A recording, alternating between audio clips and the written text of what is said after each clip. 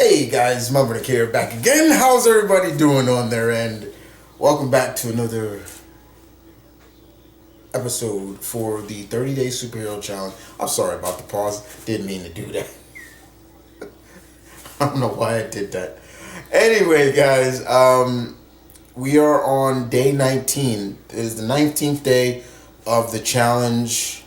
It's going pretty well. It's going strong. I've been really appreciating that. Continue to keep giving me your input as always. And today we're here to talk about. Yesterday was about the males. This time it's about the females. So, favorite non-superpowered female supporting character. So, like I did with the males, I'll give you a few as well. And a lot of these should be very easy, and a lot of them should be very high standard or so for everybody. But we're going to kick this off again, and we're going Marvel once again. And for me, definitely you got to throw Mary Jane Watson Parker. I still consider her Peter's wife. You got to throw Mary Jane up in there. MJ has been with Spider-Man, Jesus Christ, since the day she walked into his life with those famous words, "Face it, Tiger, you hit the jackpot." With that beautiful John Romita Sr. artwork. It's great. Like I said, she started out as a good friend of Peter's, and then of course that friendship turned into something more. They got married, which was a big deal. And then Joe Quesada and his dumb idiots decided to get rid of that marriage for some stupid reason. And ever since then, we as fans have been wanting Mary Jane back in Peter's life, back as a wife. And anytime we would get it, it would always be like in another alternate Earth or something like that. Never in the 616. But besides that, Mary Jane has had a very illustrious career in the comics, not only being a very great supporting character in the Spider-Man universe, she branched out.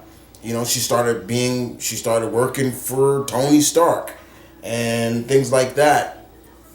She showcased that she was just not more than just a cute redhead. She can hold her down. She's the type of girl you want, and that can hold you down. Besides, I got a thing for redheads, and redheads is one of my kryptonites. A cute smile is one of my kryptonites. You got a beautiful smile. I am putty in your hand. I think somebody should already know that right now. Okay, I'm just gonna throw that out there. But yeah, pretty smile, and I'm putty in your hands. Redhead, I'm putty in your hands. You got an accent. Oh, that's just your. Anyway. So yeah, definitely MJ, Mary Jane Watson Parker, whatever you want to call her, definitely makes the list. Another person on the list, of course, is the one, the only Lois Lane. Oh, gee, you talk about a supporting character. Somebody not only is kind of a support, but also have become like infamous with Superman, and not in a bad way, but in a good way. When you talk about Superman or Clark Kent, there's always going to be Lois. You've never seen a series that did not have Lois in it as well. She is just that intermediate part of Superman's life. It makes sense. I love the dynamics between her and Clark. Here's Clark, this godlike alien, and this general's daughter. Looks like they wouldn't mesh, but they do. And then later on, DC did the unthinkable. They had a baby. They got a child. Big ups to Dan Jurgens and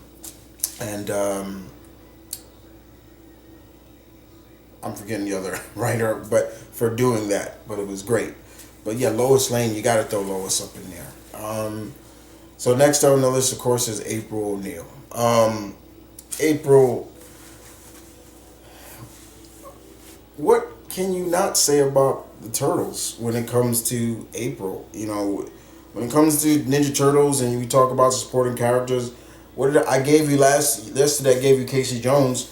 I'm giving you April because April has been a very intricate part in the Turtles' life, in the Turtles' longevity.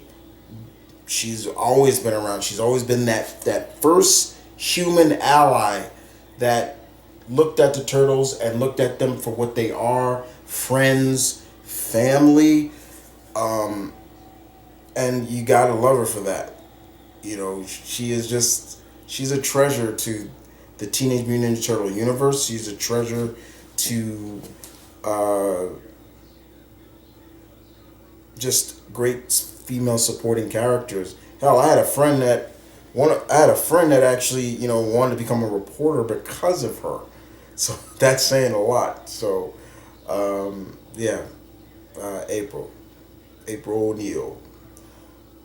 Next on the list, of course, is Sharon Carter. Definitely got to throw Sharon Carter in there. She has been a very intricate part in Cap's life. It's funny how you would think I would have said Peggy Carter, but unfortunately, as Peggy has been around, but Sharon has been a longer partner, a longer lover, a longer just a support to Steve. It's funny how Steve has dated in the Carter family. The Carter family is crazy. It's funny. Then like he went from the aunt to the niece, and I know people have always looked at that kind of weirdly too. It's like, oh really? Like I guess there's something about those Carter women that Steve Rogers loves. So you gotta throw her in there as well. Um, it is what it is. It's gonna be there, no matter what. You just gotta love it. But Sharon, she was head of Shield. She was a Shield lady. Then she became head of Shield at one point, and then she just. You talk about another character that has evolved and has proven herself. Yeah, Sharon's it. Sharon's definitely it. Next, another one on the list you have to go with is Pepper Potts. Pepper has been in Tony's life for God knows how long. She not only did she transition not just as the supporting character, but she transitioned into her own hero as rescue, wearing the rescue armor and things like that. She is one of when you think of Iron Man and his loyal friends, those loyal supporting characters, there's two people that come to mind: Rhodey, Pepper. Period. Pepper is one of the few people that can tell it straight to Tony, and we're not just talking about the MCU version. No, the comics showed the same thing. Pepper is that same way. Like, she will get into Tony's ass if she needs to, and that's something that you got to be like really, really great about, in a sense, and it just makes for a better dynamic between them as well. It really does. There's no clue, no question asked if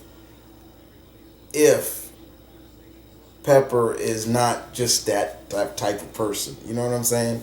So yeah, Pepper definitely adds up. And that is about it, guys. I give you. I didn't want to take I could have keep going, but overall, all the females that I mentioned has had a steady course in the comics, of course, but also has transitioned into different mediums like movies and video games and things like that. So it's always a pleasure. So with that, guys, being said, guys, I hope you guys enjoyed. Tomorrow, which is day 20, I will be bringing you my favorite super villain team. That's going to be fun to do. And with that being said, you guys take care. As always, this is the 30-day superhero challenge. and it is nearly complete. Tomorrow, I will have completed 20. Today, 19 down. 19 down. How many to go? 11 more. I hope you guys stay tuned. Deuces.